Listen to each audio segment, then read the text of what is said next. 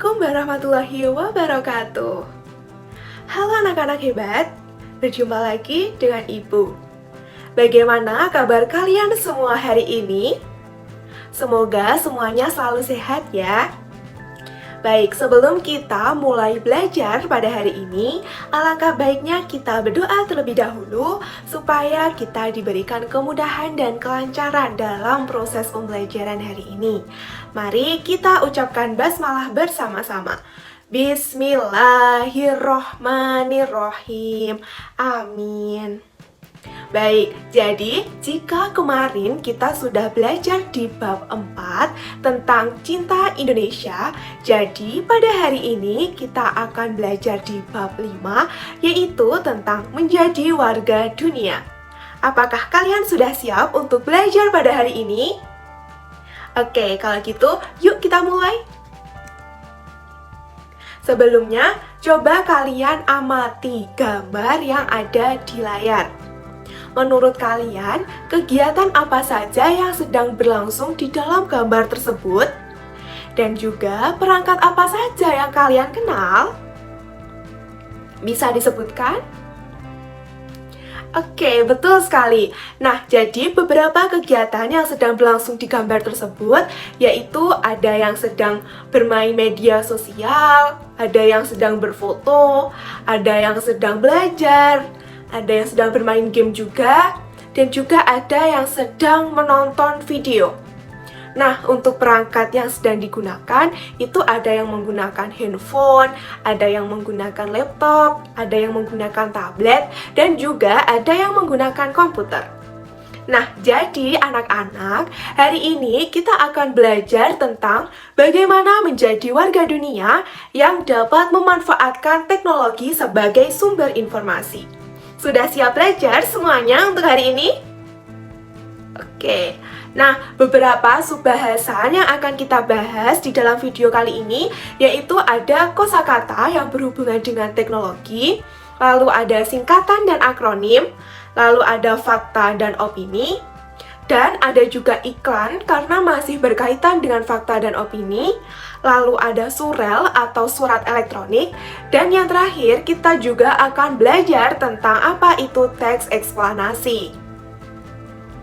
Sebelumnya, Ibu mau tanya ke kalian, apakah kalian sudah tahu apa itu kosakata? Belum?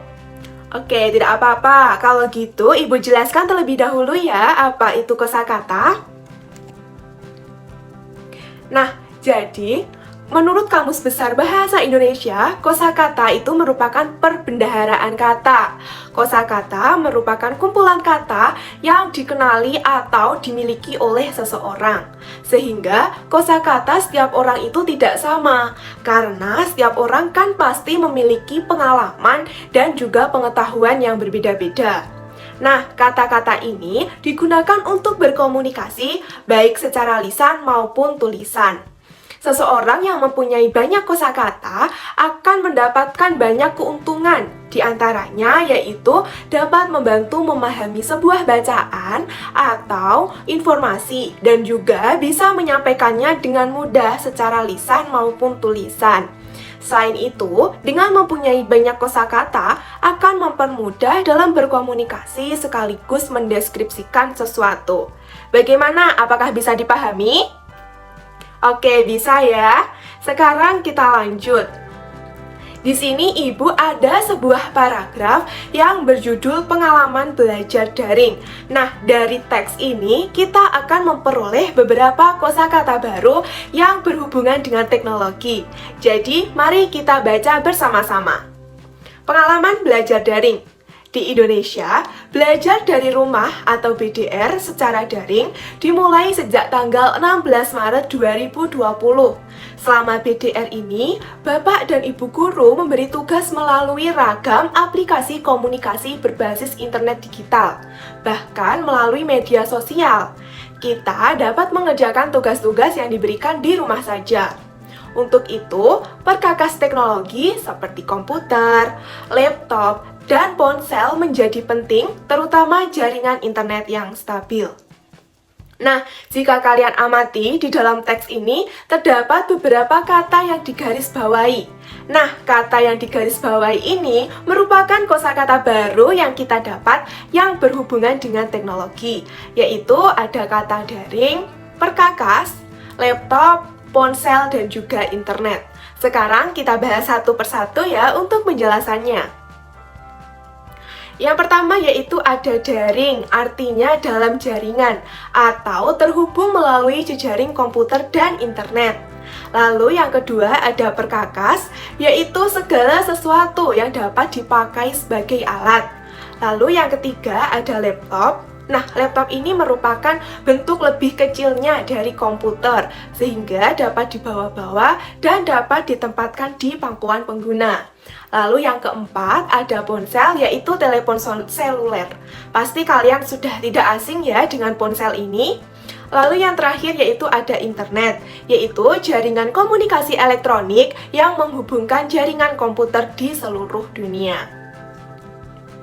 Oke, sekarang kita lanjut ke pembahasan selanjutnya, yaitu tentang apa anak-anak? Betul sekali, tentang singkatan dan akronim. Apakah kalian sudah tahu apa perbedaan di antara keduanya? Belum? Oke, kalau gitu kita bahas lebih dahulu ya.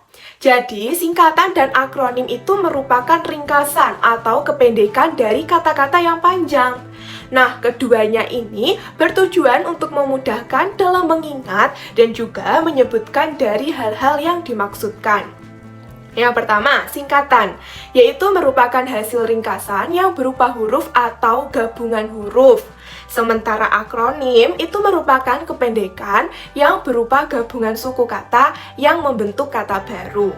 Nah, untuk memudahkan kita dalam membedakan antara singkatan dan juga akronim, untuk memudahkannya perbedaannya itu dilihat dari cara pengucapannya.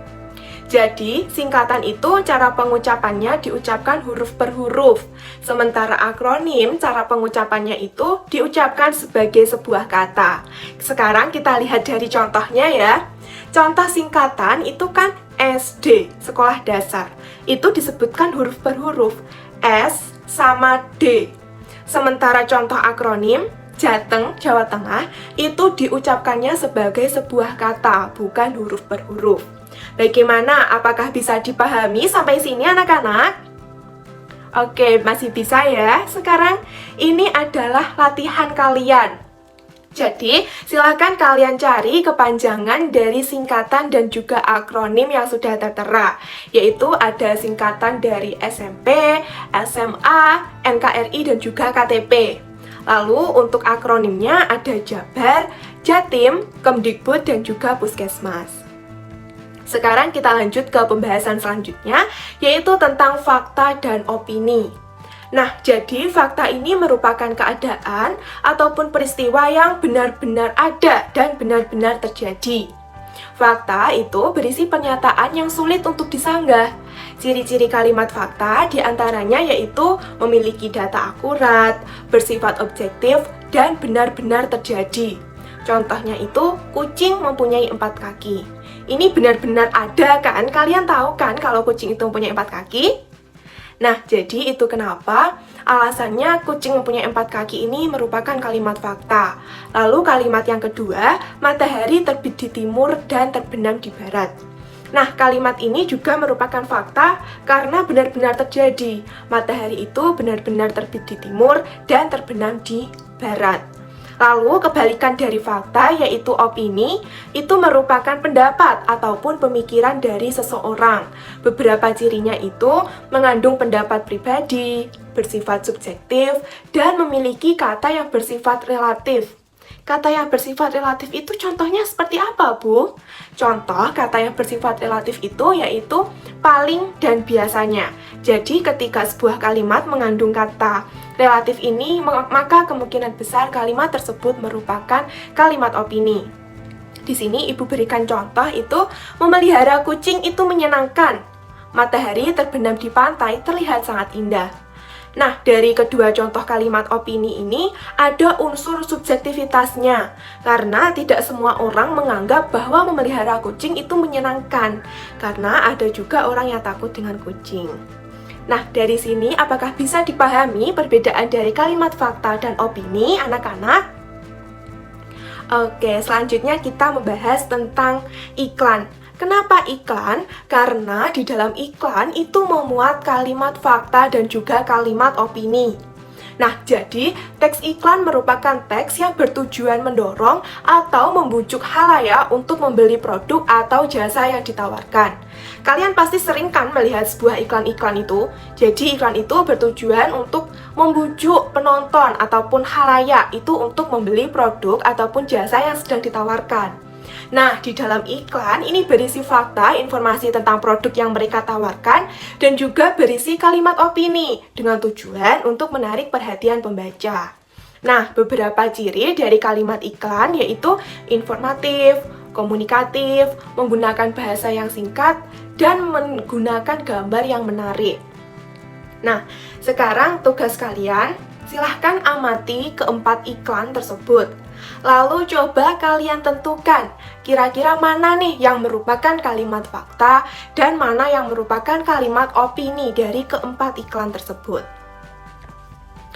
Baik, selanjutnya kita membahas tentang surel. Apakah kalian sudah tahu apa itu surel? Belum? Nah, jadi surel ini merupakan surat elektronik, yaitu sarana kirim-mengirim surat melalui media digital seperti telepon pintar, komputer, tablet, ataupun laptop yang melalui jaringan internet.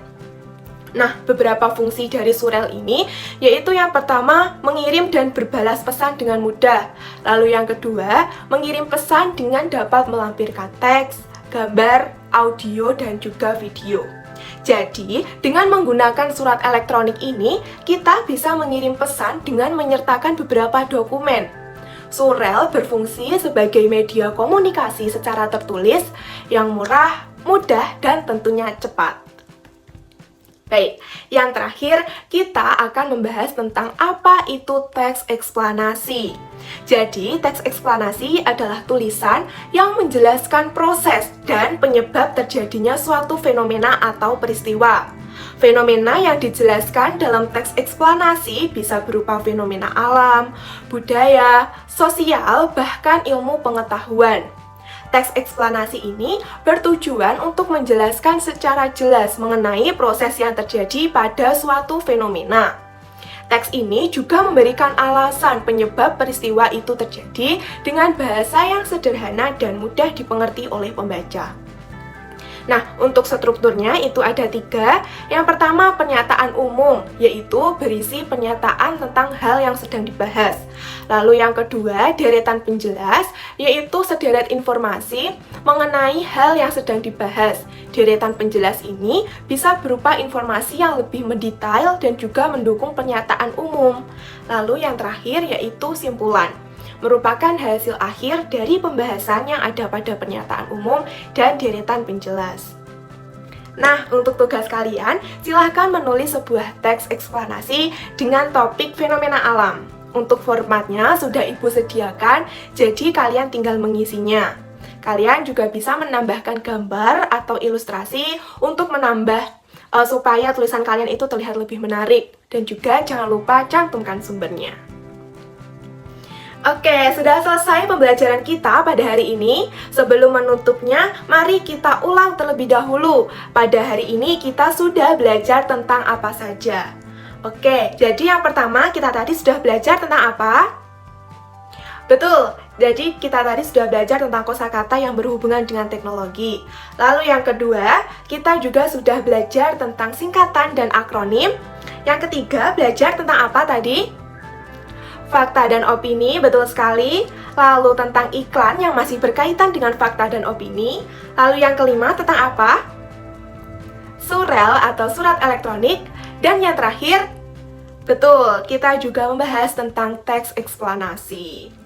Nah, jadi sebelum menutup pembelajaran kita pada hari ini, alangkah baiknya kita berdoa terlebih dahulu supaya apa yang telah kita pelajari hari ini dapat bermanfaat.